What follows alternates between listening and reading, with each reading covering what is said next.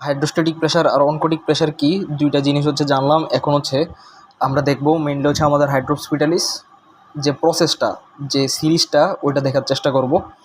আচ্ছা, তো প্রথমে হচ্ছে কি হয়, প্রথমেই কিন্তু আমার যে মায়ের বডিতে অ্যান্টিবডি ছিল। আচ্ছা, এরিথ্রোব্লাস্টোসিস ফিটালিসের যে মেকানিজমটা, ওটা তো আমরা জানি যে RH নেগেটিভ যে মা থাকে, ওর হচ্ছে প্রথম যে বেবি হয়, ও প্রথম বেবির সময় কোনো সমস্যা হয় না, ঠিক আছে।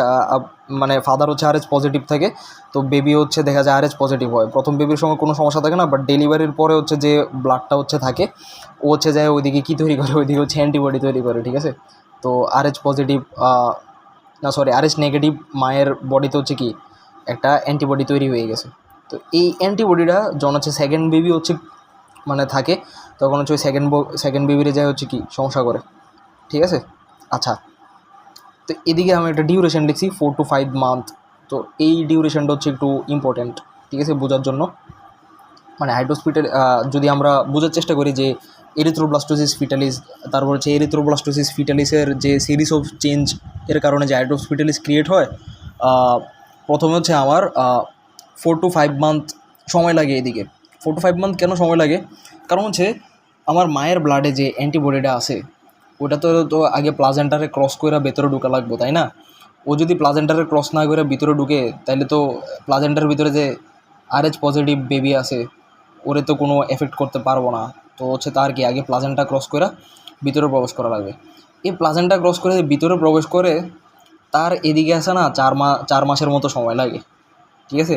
4 মাস পরে কী করে এই অ্যান্টিবডিটা প্লাজেন্টা ক্রস করতে পারে, 4 মাস আগে কিন্তু প্লাজেন্টা ক্রস করতে পারে না, ঠিক আছে। 5 মাস টাইমে দেয়া এই যে অ্যান্টিবডিটা প্লাজেন্টা ক্রস করতেছে, এটার পরিমাণ হচ্ছে কি বাইরে যায়, ঠিক আছে। আচ্ছা, তো বাইরে গেল, 5 মাস টাইমে হচ্ছে বাড়লো।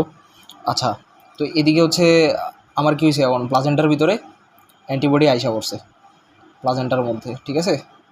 আচ্ছা, এবার আমরা জানি কি অ্যান্টিজেন আর অ্যান্টিবডি যখন বিক্রিয়া করব, RH পজিটিভ মানে কি ওর ভিতরে অবশ্যই অ্যান্টিজেন আছে, এই দুটো যখন বিক্রিয়া করব তখন হচ্ছে কি রিয়েকশন হবে, যেটা হচ্ছে হার্মফুল, ঠিক আছে। তো এখন ঘটনা কি হয়, ঘটনা হচ্ছে 4-5 মাস আগে বেবির RBCর মধ্যে যে RH অ্যান্টিজেনটা থাকে, ওটা হচ্ছে তখনও মানে ফুলি ম্যাচিউর হয় না, 4-5 মাস আগে। বাট 4 থেকে 5 মাস সময় আসা বেবির ভিতরে যে RH অ্যান্টিজেনটা, এটা কি হয় ফুললি ম্যাচিউর হয়ে যায়। এখন জিনিসটা কী হয়েছে, আমার রিঅ্যাকশন করার জন্য বেবির বডিতে মানে বেবির RBCতে অ্যান্টিজেনও আছে, আবার বেবির প্লাজমাতে কী হয়েছে প্লাজেন্টা ক্রস করে অ্যান্টিবডিও ঢুকে গেছে। এখন হচ্ছে আমাদের রিঅ্যাকশান হবে, ঠিক আছে। আর যে রিঅ্যাকশানটা হচ্ছে হিমোলাইসিস।